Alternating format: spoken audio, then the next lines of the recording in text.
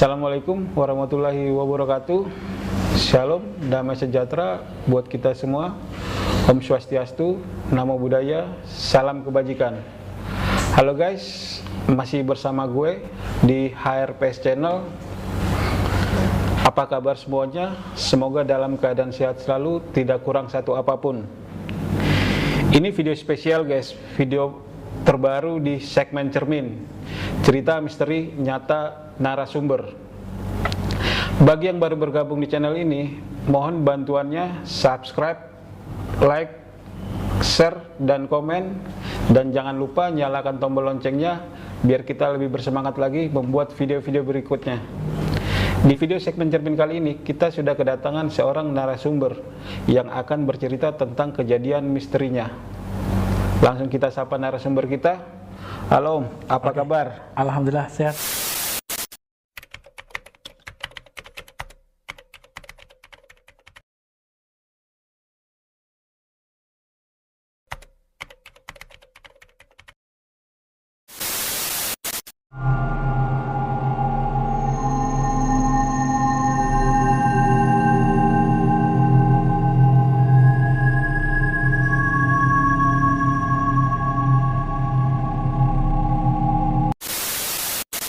Perkenalkan, nama saya Ukis. Saya dari Boyolali dan ini kisah nyata saya. Kisah nyata saya ini berawal dari setelah saya menikah. Jadi kurang lebih tahun 2002 saya menikah. Awal mulanya itu untuk orang tua itu untuk melanjutkan pekerjaan sebagai petani tembakau. Jadi di situ saya disuruh untuk meneruskan perjuangan orang tua jual beli tembakau. Jadi saya mengikuti apa kata orang tua. Setelah saya menikah, saya ngikutin jual beli tembakau itu. Jadi jual beli tembakau itu di kampung saya Boyolali itu, kalau ngambil dari petani itu katakanlah 30 keranjang, saya bayar dulu separuhnya dulu, baru saya storin ke salah satu perusahaan rokok terkenal di Kudus. Setahun kemudian itu ada perubahan, sebulan 2 bulan itu saya sukses, alhamdulillah. Terus selama kurang lebih setahun itu ada perubahan, ternyata orang dalam yang ada di perusahaan rokok itu mengkhianatin saya, dalam arti tembakau yang udah saya kirim ternyata tidak dibayar, dan akhirnya saya pusing 7 keliling. Dalam arti saya harus bayar ke petani-petani tembakau itu yang sudah saya ambil. Dan di kepusingan itu saya malu, dalam arti malu untuk menutup bayar tembakau itu gimana ini caranya. Saya nggak enak sama keluarga, sama orang tua gitu. Akhirnya saya punya teman ngobrol. Dia ngasih solusi, ya kalau kamu pengen untuk menutup utang-utangmu itu buat bayar petani, kamu itu aja ikut narik uang goib. Waktu itu saya masih awam tentang hal itu. Gimana caranya? Iya, nanti kalau ikutin ritual nanti uangnya ditarik. Ah, masa sih bisa? Iya, dia cerita banyak tentang keberhasilannya. Dan itu saya ikutin aja. Soalnya saya di situ pikiran buntu. Di pikiran itu saya itu harus ada duit buat nutupin utang-utang saya ke petani-petani itu. Padahal tiap hari itu petani ke rumah, gimana nih kekurangan tembakonya gitu. Akhirnya saya ngikutin apa kata teman saya itu. Teman saya itu ngajak saya ke salah satu orang pintar, kalau di kampung itu bisa dikatakan dukun lah gitu. Akhirnya saya ke orang pintar itu. Terus saya ngobrol, saya curhat semuanya tentang saya itu butuh duit gitu. Terus orang pintarnya itu ngasih berbagai macam syarat. Salah satunya itu harus motong kambing buat tumbal. Terus jajanan-jajanan kayak di pasar gitu. Terus sesajen lengkap. Itu kurang lebih selama 3 hari itu saya habis kurang lebih 10 juta. Terus habis itu saya tekatin aja, maksudnya kan daripada saya mundur, saya udah keluar uang. Dan di hari hanya itu saya di belakang padepokan rumahnya dukun itu, saya suruh duduk di situ, suruh baca macam-macam, saya ditinggalin. Setelah saya ke situ, ternyata uang nggak kunjung datang, nggak kunjung tiba. Terus saya mikir secara logika, mana ada sih uang ditarik kayak gini gitu. Tapi ternyata di situ saya masih kepikiran, saya ditagih sama orang-orang petani-petani tetangga saya. Waduh, gimana ini caranya? Alhasil setelah besoknya dukun itu nemuin saya yang di padepokan. Waduh, uangnya belum datang ya? Iya. Berarti kamu kurang berhasil. Berarti kamu besok ininya lagi, kesini lagi. Waduh, keluarin duit lagi ini. Terus saya dalam inisiatif, wah jangan-jangan ini dukun palsu ini, saya bilang gitu. Akhirnya saya ngomong ke teman, gimana nih kok nggak berhasil? Wah, berarti kamu belum rezeki. Wah, belum rezeki. Akhirnya saya pulang ke rumah. Itu keluarga udah pada marahin, gimana sih kamu? Petani udah kesini pada nagih, kamu sini malah keluar. Sisa uang kamu belum, udah habis saya. Nggak ada uang sama sekali untuk bayar itu. Karena kemarin uang sisa 10 juta itu buat dukun yang tadi itu. Alhasil saya sampai disamperin orang banyak, saya jadi sakit. Akhirnya keluarga juga kasihan. Untuk usaha ini mungkin belum rezeki saya untuk berbisnis di tembakau itu. Di dalam kesakitan saya itu bermimpi itu ada kayak orang berpakaian pengantin itu cantik banget, pokoknya kayak orang pengantin Jawa gitu. Terus banyak orang tuh lihat, saya tanya sebelah saya, itu siapa pengantinnya cantik banget? Oh itu Siti Khotijah. Iya. Siti Khotijah itu siapa? Oh itu Dewi Lanjar. Loh, Dewi Lanjar bukan pengantin, bukan. Kalau Lanjar itu kalau di kampung Jawa itu mama janda yang belum punya anak. Jadi oh itu Dewi Lanjar. Iya, orang mana? Dia biasanya ada di daerah ujung Negoro, di daerah Pekalongan, dia bilang gitu. Oh daerah Pekalongan, iya. Akhirnya saya sampai panas dingin itu. Terus istri saya itu bangun nih. Iya, saya mimpi ketemu itu Dewi Lanjar. Jangan mengada-ngada, itu cerita apa, dia bilang gitu. Dewi Lanjar itu siapa? Terus habis itu saya masih sakit itu. Dalam kesakitan itu saya masih merenung, lah kok saya dimimpiin itu ya. Terus saya ngobrol sama istri, jangan-jangan ini ada petunjuk nih. Alah, ini kamu efek kamu dari sering nyamperin ke dukun itu kali, kamu rugi gitu. Terus akhirnya setelah saya sembuh, saya tekatin tuh, saya pamit sama orang tua, saya mau keluar sebentar gitu. Saya pamitin. Di dalam mimpi itu saya ingat, di dalam mimpi itu saya ada padepokan. Kalau kamu mau nemuin Dewi Lanjar, itu di sana ada padepokannya khusus Dewi Lanjar. Terus kalau kamu mau ke sana lagi nemuin kayak kayak anak buahnya, kayak juru kuncinya gitu. Oh gitu. Saya ingat tuh. Terus saya tanya orang-orang Pekalongan. Saya itu naik motor dari Boyolali ke Pekalongan itu kurang lebih 4 jam. Saya tekatin tuh cari-cari informasi. Jadi saya itu sebenarnya buat menghindar dari tagihan-tagihan petani itu, saya cari kegiatan, mau cari usaha juga. Di dalam hati saya bertekad harus bisa balikin uang-uang petani itu yang karena kerugian yang saya bisnis tembakau itu tadi. Saya akhirnya ke Pekalongan, perjalanan naik motor itu kurang lebih 4 jam. Terus saya itu di daerah Ujung Kulon, di pantai Ujung Kulon. Pantai Ujung Negoro. Di dalam mimpi itu saya ke pantai Ujung Negoro. Saya jalan ke pantai Ujung Negoro, saya baru di sana saya tanya-tanya. Kebetulan di sana ada orang jualan kopi, saya minggir. Kios gitu. Permisi Pak, ini pantai Ujung Negoro ya? Iya.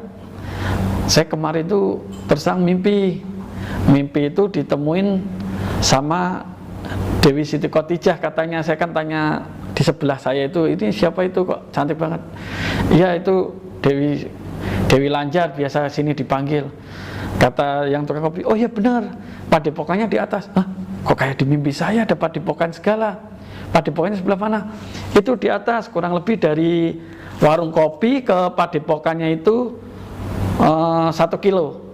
Tapi kalau dari jalan raya ke pantai ujung Kulon itu kurang lebih 10-15 kilo. Akhirnya yang di mana? Ayo saya anterin. Nah, orang kopinya itu baik banget nganterin saya ke padepokannya itu.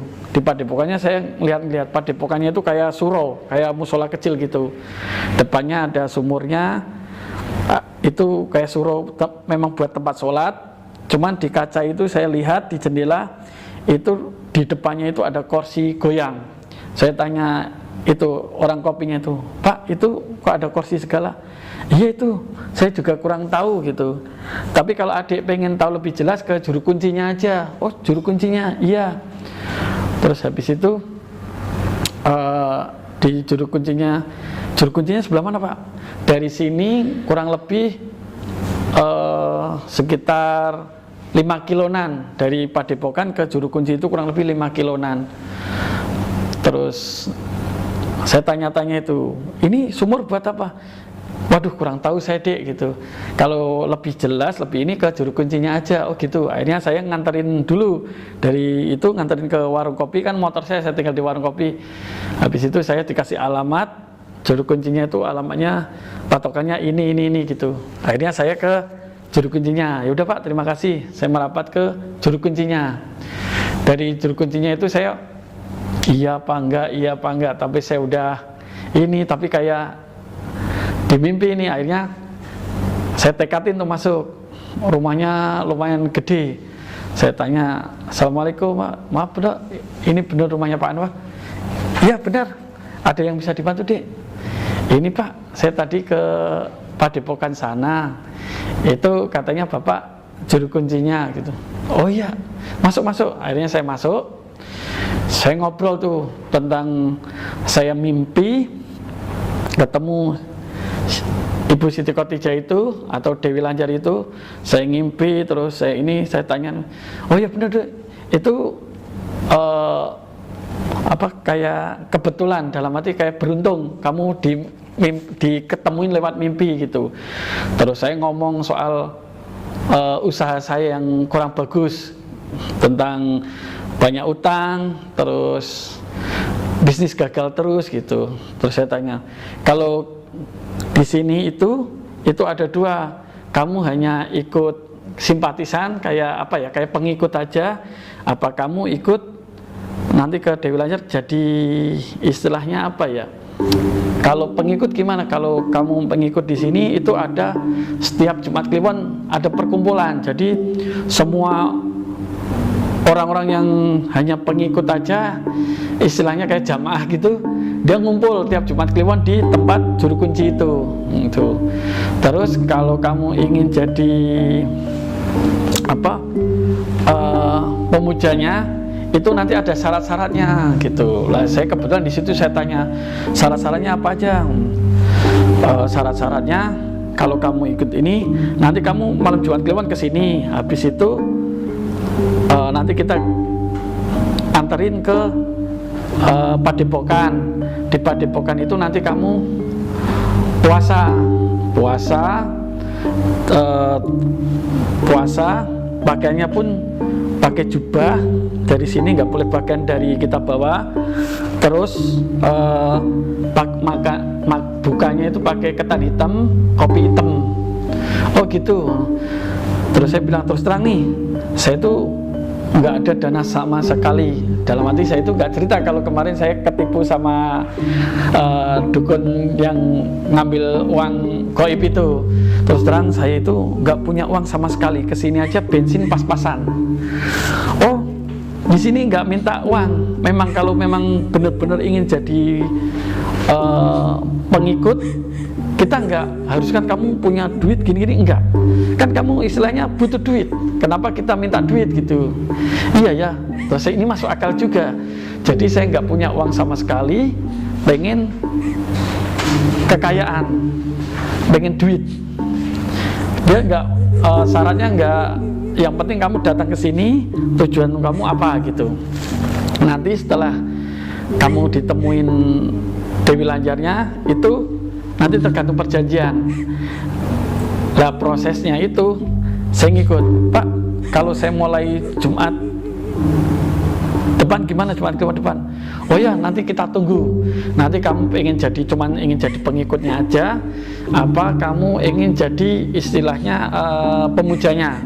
Dan dalam arti pemujanya itu nanti kita antar ke padepokan.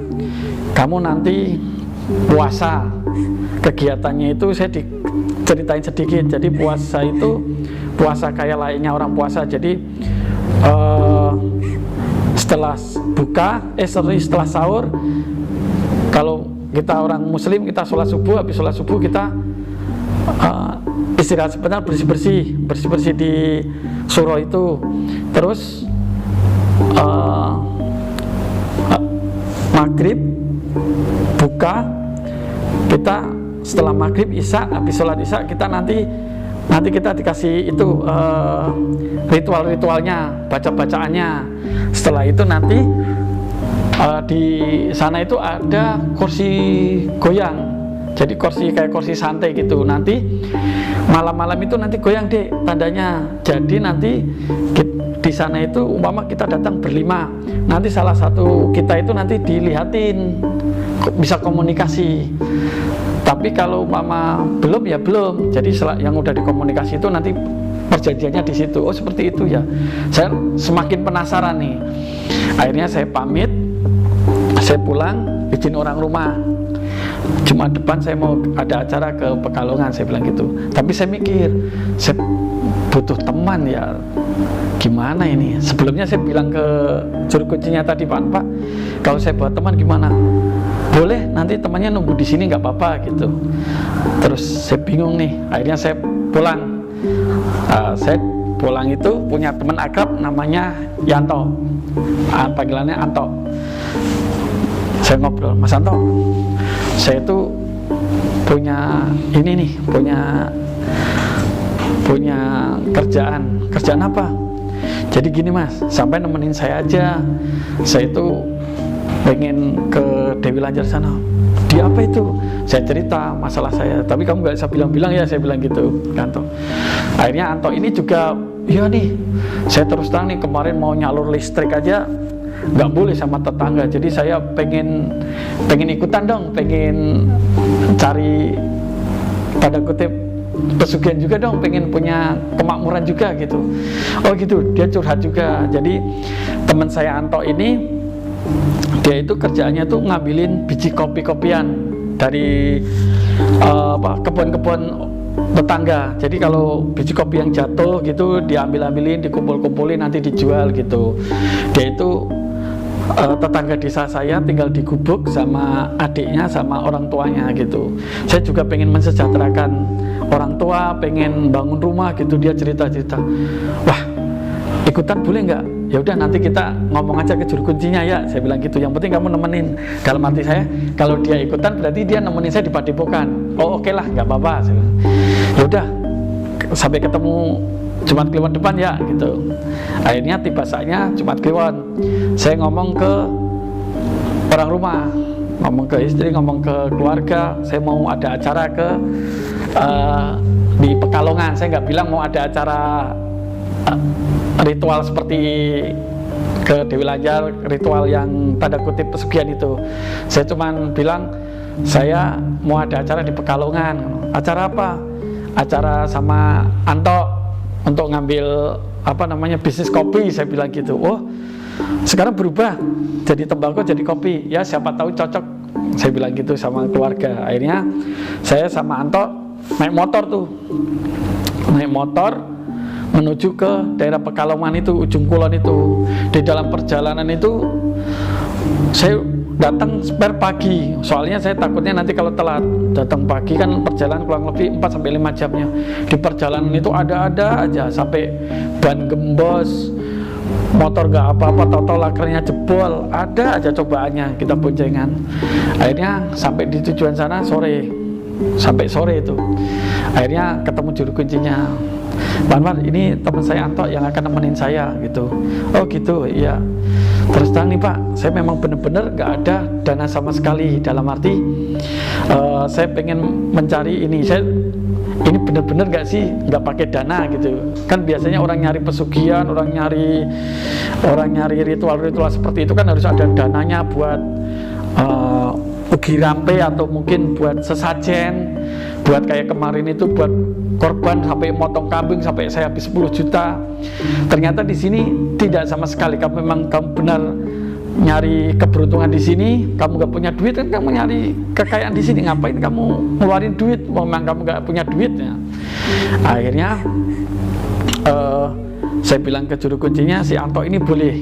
Anto juga cerita ke juru kuncinya, iya Pak, saya juga ini pengen, siapa tahu keberuntungan saya di sini, saya pengen makmur juga, pengen punya kekayaan juga gitu. Soalnya saya gubuk aja ngontrak kebun, dibuatin gubuk, saya ngontrak, pengen nyalur listrik aja saya nggak boleh, tetangga takut nyetrum.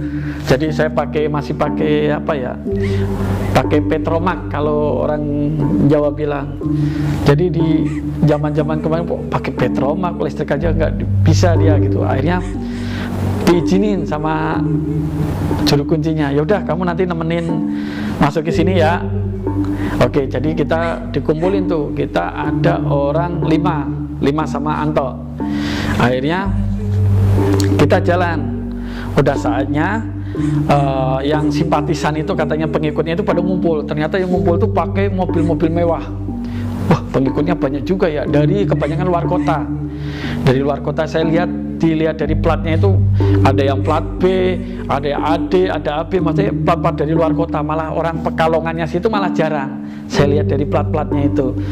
Habis itu setelah simpatisan udah pada pulang, si juru kuncinya itu sama kita berlima itu, sama saya sama Anto, jalan tuh diantar sama juru kuncinya. Kurang lebih dari juru kunci ke padepokannya itu 5 kilo kita jalan ke, kalau itu namanya ikutnya Alas Roban. Jadi itu hutan-hutan karet gitu, hutan-hutan randu, kita ngelewatin seperti itu. Perjalanan kurang lebih 5 kilo. Kita sambil cerita-cerita.